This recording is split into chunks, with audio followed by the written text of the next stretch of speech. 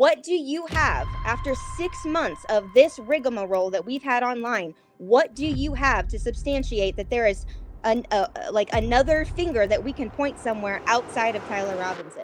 Because even with the law, there's obviously different opinions, but Baron Coleman is not connected to this case in any way, shape, or form, and he's also financially benefiting off of this narrative that he's spinning. So no, I'm not going to take someone who's financially benefiting and is in Candace Owens' pocket. Okay, I don't think that anybody told anything that was near Charlie Kirk. I think that the whole thing is just the same anti-Semitic trope that we've been seeing for 2 years now, since October 7th, that Israel and the Jews are to blame for everything. Yeah, and you have Andrew Colvett saying, I went to a top-ranking government official who can get this into the hands of the people who are a part of this investigation, and I gave it to him in confidence to give it to who it needs to go to. Lisa, why do you think he gave it to him? That's way more than this random Harrison dude.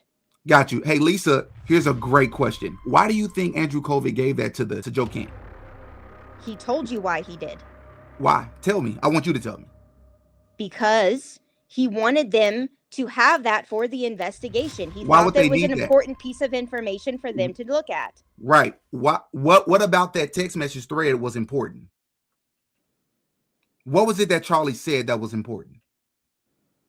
That Andrew Colvett thought it was so important. Now, don't lose your tongue now. Why was it so important? Oh, yeah. Didi got a podcast.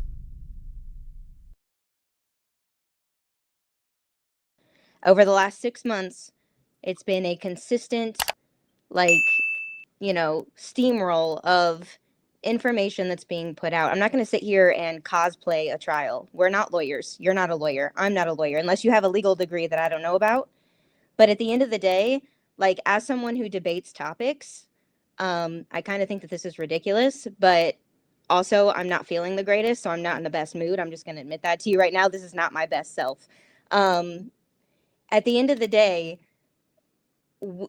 unless you have something to present that is substantial to tell us that we can go in another direction outside of Tyler Robinson, what the state has provided in that charging document, you cannot put something on a charging document that doesn't exist.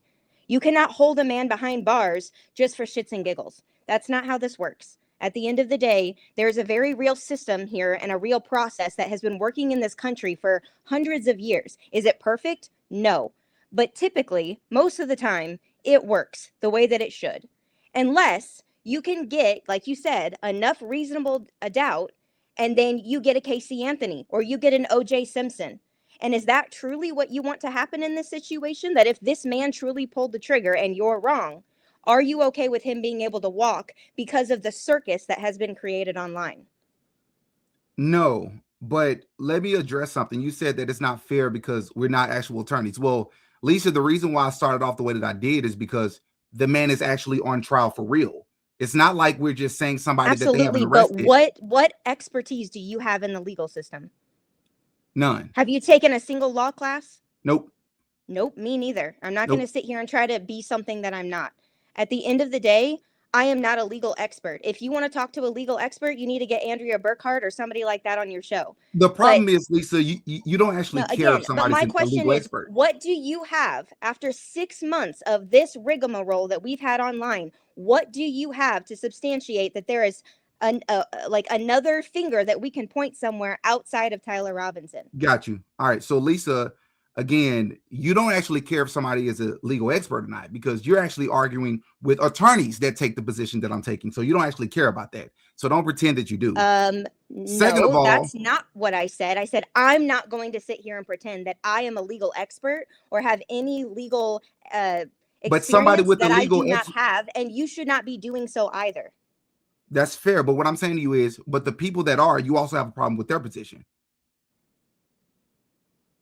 I do, because even with the law, there's obviously different opinions, but Baron Coleman is not connected to this case in any way, shape, or form, and he's also financially benefiting off of this narrative that he's spinning. So no, I'm not going to take someone who's financially benefiting and is in Candace Owens' pocket. Okay. I can't argue with that because I don't know if that's true. That may be true. I don't know. He literally said on his podcast last night that he was on the phone with her. So what do you think? She plays his clips on her show. It's very clear that they are in cahoots with one another. Got you. So do you find it a bit suspicious that people have foreknowledge about what happened to Charlie? Let's start there. Where is the proof that somebody had foreknowledge outside of Tyler Robinson and Lance Twiggs? Okay. This here. What is this man talking about here? How would he know this? Why would he say this? What are we pointing at here? Explain this. I've never even seen this before. Okay, so this is Harrison Smith. He works with A. Jones. I'm not allowed, I can't say his name on YouTube, but from what is it called? InfoWars. A month before, or a couple of months before, Harrison Smith tweets this. To this day, he won't tell us who told him this. Who was the person around Charlie Kirk that said this to him? Not to mention, it's been said multiple times. I'm going to try not to do the hearsay. He says, I was told by someone close to Charlie Kirk that Charlie thinks Israel will kill him if he turns against them. Okay? This is the whole anonymous source thing that is absolute garbage. Again, if you're not willing to go on record and show your face, and you're saying that you have information that is going to get Charlie Kirk killed in a couple of months, or at this point, this was posted on, was this August 25th? I'm sorry, hold on. Let me move the banner. This was August 13th. So August 13th. So you have evidence that Charlie Kirk is potentially going to be killed in a matter of, what was that, 3 weeks?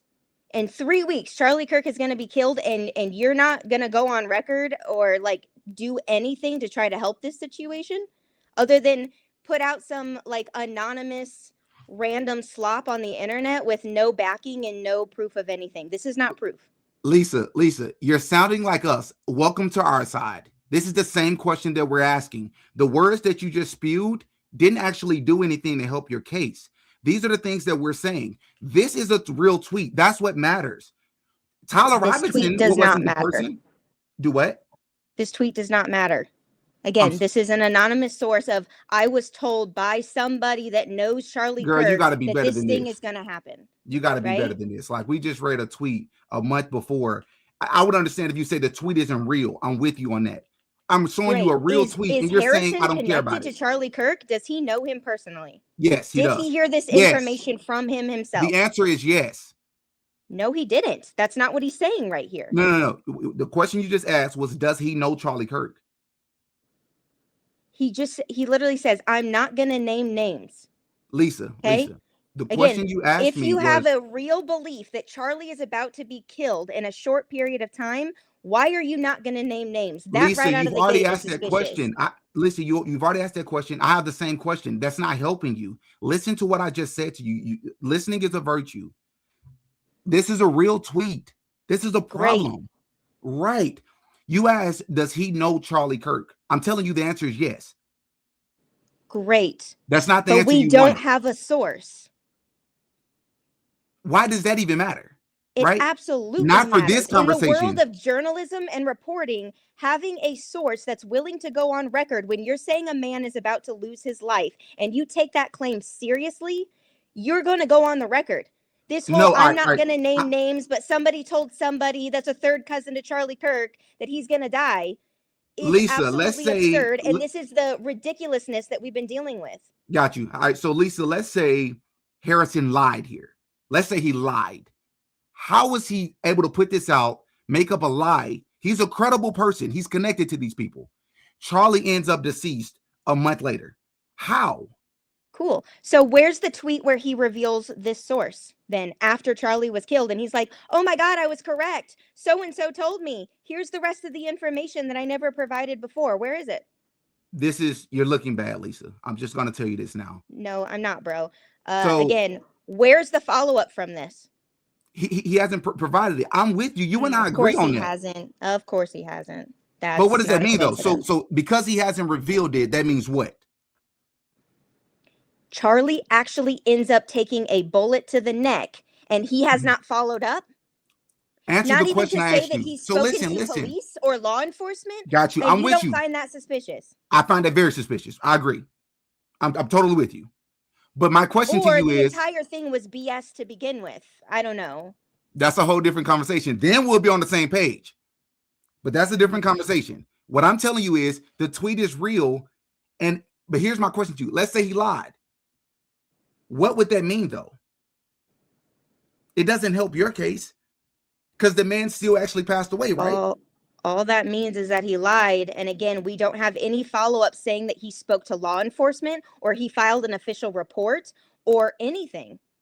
So why, again, if you truly believe that Charlie is about to be killed, why would you not follow up by submitting a report with the correct authorities?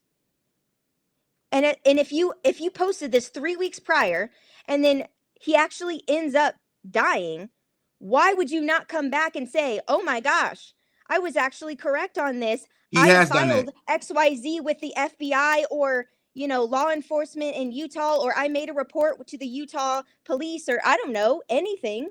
So everybody in the chat is saying that he did go to the feds. I don't care what the chat is saying. Okay, well, fine. Find the tweet. This is what I can't tell you about Harrison. Harrison has been confronted about this. Candace went live on Twitter like a few months ago. He joined her live and we confronted him on live about it. It was like, bro, why won't you tell us who told you that? But here's the problem, Lisa. It doesn't matter if he reveals it or not. I wish he would. It's very weird that he won't. It's very suspicious. But it doesn't change that he put it out. Tyler Robinson wasn't the person that told people that. Tyler Robinson absolutely was telling people No, that. he wasn't the person to tell the people that was around Charlie Kirk. Great. Right. Okay. I don't think that anybody told anything that was near Charlie Kirk. I think that the whole thing is just the same anti-Semitic trope that we've been seeing for 2 years now, since October 7th, that Israel and the Jews are to blame for everything. Got you. So Andrew Kovet, Charlie was under a lot of pressure. We know that for a fact. No, we don't. Do you have any opinion about why Andrew Kovet would not reveal the text message thread about Charlie Kirk being under pressure and deciding to leave the pro-Israel cause? Why do you think he wouldn't reveal that until Candace revealed it? He said why he didn't want to release it publicly. Did you listen to his statements? Because he told you. What do you think about that? Does that make sense to you? Yes. When you're dealing with an investigation that is ongoing. Let's be consistent. What we just said about Harrison Smith was, brother, you had information about something. Why aren't you going to reveal it? Same thing goes to Andrew Kovet. And you have Andrew Kovet saying, I went to a top-ranking government official who can get this into the hands of the people who are a part of this investigation, and I gave it to him in confidence to give it to who it needs to go to. Lisa, why do you think he gave it to him? That's way more than this random Harrison dude. Got you. Hey, Lisa, here's a great question. Why do you think Andrew Kovet gave that to Joe Kent? He told you why he did. Why? Tell me. I want you to tell me. Because he wanted them to have that for the investigation. He thought that was an important piece of information for them to look at. Right. What about that text message thread was important? What was it that Charlie said that was important? That Andrew Kovet thought it was so important. Now, don't lose your tongue now. Why was it so important? Again, he said that he wanted to give them everything that was available and look at every possible opportunity or stone that could be looked at. Right. I'm not talking about all the other stones. Let's focus on this one stone. Why did he think that this text message thread was important to Charlie Kirk's assassination? Why? We saw one snippet of the thread. Lisa, right. Candace Owens focused in on the portion that she wanted you to see. We don't know what else was in that thread. Andrew Kovet, that's the only thing they shared. He's never told us that. No, Lisa, I'm asking you, why would Andrew Kovet give that to them? We both know the answer. You just don't want to say it. You're trying to back me against the wall with a gotcha because of. I want you to be honest. Of the frustration that he was having with donors. Yeah. Is that important? Sure. To show that there were donors that had animosity towards him at that time. But that his response to it is not the issue. This isn't the gotcha that you think it is, bro. You can take that smirk off of your face. You just admitted that Andrew Kovet thought a text message thread where he was complaining about his donors was so important that he sent it to the government so that they can investigate it. We both know what that means. Great. And it was found to be a nothing burger. It, Wonderful. Can we no, move on now? it was no, it wasn't. Joe Kidd has not shut up about it. What are you talking about? Joe Kidd is talking about it right now today. Yeah, Joe Kent is a psychopath, but okay. What makes him a psychopath? He's been incredibly inconsistent. He's How? all over the place. He has done a complete 180 on like all of his views, along with everybody else in this equation. I'm waiting to hear where he's a psychopath. What about the things he's saying? That's my opinion.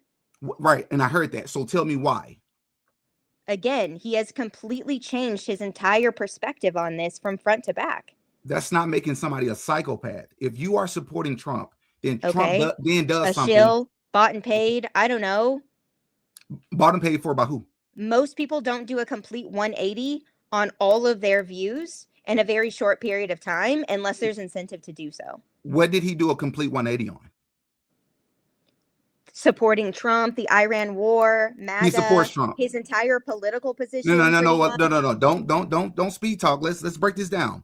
He supports Trump today, currently. What you just said is a lie.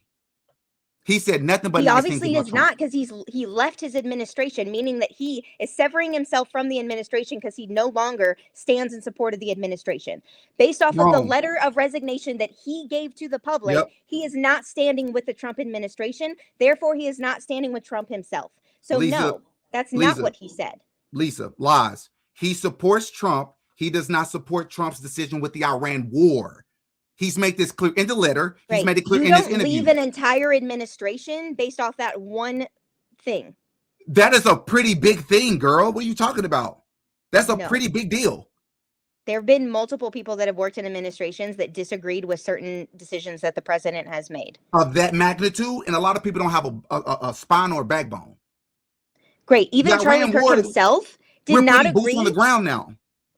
That's Charlie a pretty Kirk big himself deal. did not agree with the bombing that happened over last summer in June, I believe, right? But he said, at the end of the day, I defer to Trump because I know him as a person and I trust his judgment to lead this country. A man who is actually working in the administration should be able to do the same if he's a professional, and he's not a professional. And the way that he conducted himself in that letter was not ethical, nor was it professional. And so at the end of the day, he clearly does not support the administration. I don't know how you're going to sit here and say that he supports the administration when he left because of a disagreement with the administration. Hey, Lisa, I read the letter. He was extremely respectful, didn't say a single bad thing about Trump, still has yet to say anything bad about Trump. What do you think about that? Again, the letter, I get it. You can be respectful while still being unprofessional.